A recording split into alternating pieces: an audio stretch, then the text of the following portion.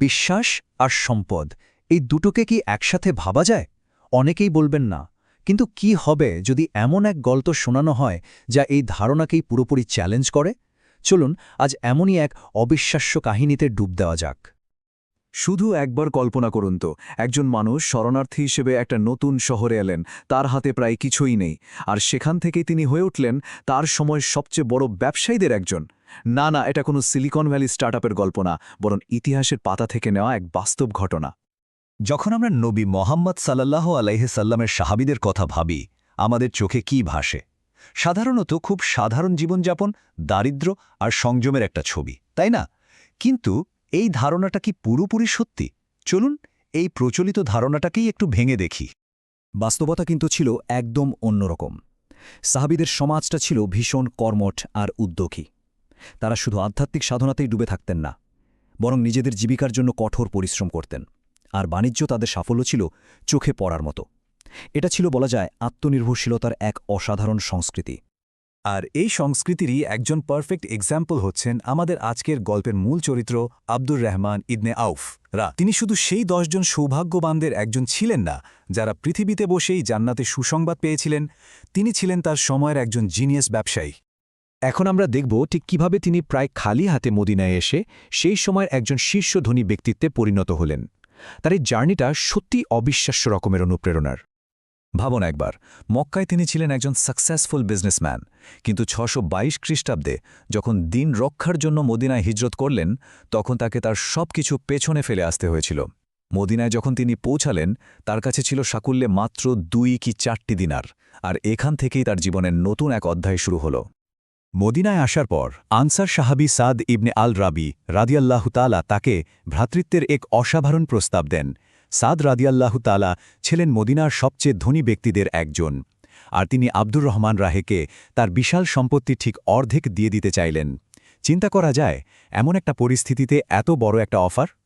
কিন্তু আব্দুর রহমান ইবনে আউফ রাজ যা উত্তর দিলেন, সেটাই তার পুরো চরিত্রটাকে চিনিয়ে দেয়। তিনি অত্যন্ত বিনয়ের সাথে এই বিশাল প্রস্তাব ফিরিয়ে দিয়ে বললেন, আল্লাহ আপনার পরিবার ও সম্পদে বরকত দিন, আমাকে শুধু বাজারের পথটা দেখিয়ে দিন। এই একটা কথাই তার আত্মমর্যাদা আর উদ্যোক্তা মানসিকতার গভীরতা বুঝিয়ে দেয়। এটাই ছিল গল্পের টার্নিং পয়েন্ট। তিনি কিন্তু কারোর কাছ থেকে কোনো সাহায্য বা লোন নিলেন না।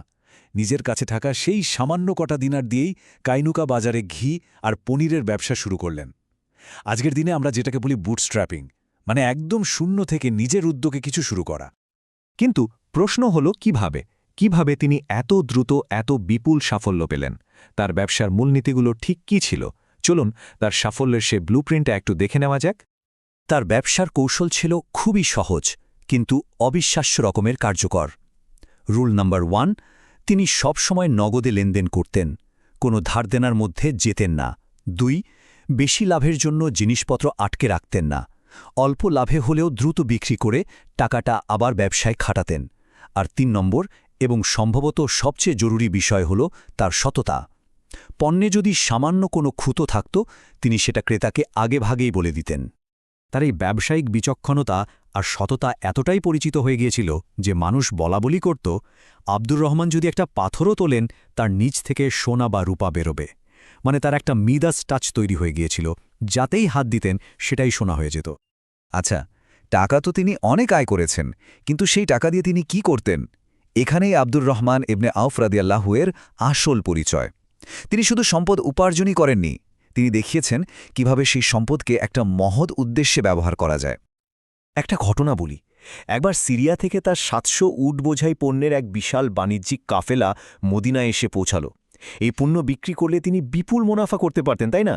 কিন্তু তিনি কি করলেন? পুরো কাফেলা মানে 700 উটের সব পণ্য মদিনা মানুষের জন্য দান করে দিলেন। ভাবা যায় দানের পরিমাণটা। আরেকবার তিনি একটা জমি বিক্রি করলেন 40,000 দিনারেও। আজকের দিনে এর মূল্য দাঁড়াবে কয়েক কোটি টাকা। অবিশ্বাস্য হলেও সত্যি, তিনি এই বিপুল পরিমাণ অর্থের 1 পয়সাও নিজের জন্য রাখেননি, পুরোটাই বিলিয়ে দিয়েছিলেন। আর মজার ব্যাপার হলো তার দান করাটাও ছিল খুব গোছানো। মানে ব্যাপারটা এমন না যে তিনি এমনি দান করে দিচ্ছেন, এর পেছনেও একটা পরিষ্কার প্ল্যান ছিল। যেমন ওই 40,000 দিনারকে তিনি ঠিক 3 ভাগে ভাগ করে তার আত্মীয়স্বজন, মদিনার গরিব মানুষ এবং উম্মুল মুমিনিন অর্থাৎ নবীর স্ত্রীদের মধ্যে বিলিয়ে দিয়েছিলেন। তবে একটা কথা মাথায় রাখা দরকার, আব্দুর রহমান ইবনে আউফ রাহ কিন্তু একা ছিলেন না। তিনি ছিলেন এমন এক প্রজন্মের অংশ যারা কাজ এবং আত্মনির্ভরশীলতাকে অত্যন্ত গুরুত্ব দিত। এটা বোঝা খুব জরুরি যে এটা কোনো একজনের গল্প নয়, এটা একটা পুরো জেনারেশনের মাইন্ডসেটের গল্প। সেই সময়ের মুসলিম সমাজটা ছিল কামার, কাঠমিস্ত্রি, কৃষক, ব্যবসায়ী, এরকম সব দক্ষ পেশাজীবীদের একটা প্রাণকেন্দ্র। এই তালিকাটা দেখলেই বোঝা যায় পেশার কি অসাধারণ বৈচিত্র্য ছিল। কেউ কামার, কেউ তীর বানান, কেউ দর্জি, আবার কেউ ব্যবসা করছেন। এটা প্রমাণ করে যে তারা পরনির্ভরশীল হয়ে বসে থাকার পাত্র ছিলেন না, বরং নিজেদের দক্ষতা দিয়ে জীবিকা অর্জনে বিশ্বাস করতেন। তাহলে এই পুরো গল্পটা থেকে আমাদের জন্য শিক্ষণীয় কি? প্রথমত, আত্মনির্ভরশীলতার মর্যাদা। দ্বিতীয়ত, সততাই যে কোনো ব্যবসার সবচেয়ে বড় মূলধন। তৃতীয়ত, কৌশলগত চিন্তার শক্তি। আর সবশেষে, সম্পদ অর্জনের মূল উদ্দেশ্যই হল তা দিয়ে সমাজের কল্যাণ করা, মানুষের উপকারে আসা। তার রেখে যাওয়া সম্পদের পরিমাণটা শুনলে অবাক হতে হয়। মৃত্যুর পর তার উত্তরাধিকারীদের জন্য রেখে যাওয়া শুধু নগদ টাকারই আজকের বাজার মূল্য প্রায় ১৬০ কোটি টাকার সমান। আর এই বিপুল সম্পদ তিনি কামিয়েছেন ১০০% সৎ পথে থেকে। এই পুরো আলোচনা শেষে একটা প্রশ্ন কিন্তু মাথায় আসে, নিছক টাকা পয়সা বা সম্পত্তিই কি আসল সম্পদ, নাকি সেই সম্পদ দিয়ে সমাজে যে ভালো প্রভাবটা রেখে যাওয়া যায় সেটাই আসল উত্তরাধিকার? আব্দুর রহমান ইবনে আউফের জীবন আমাদের ঠিক এই প্রশ্নটা নিয়ে নতুন করে ভাবতে শেখায়।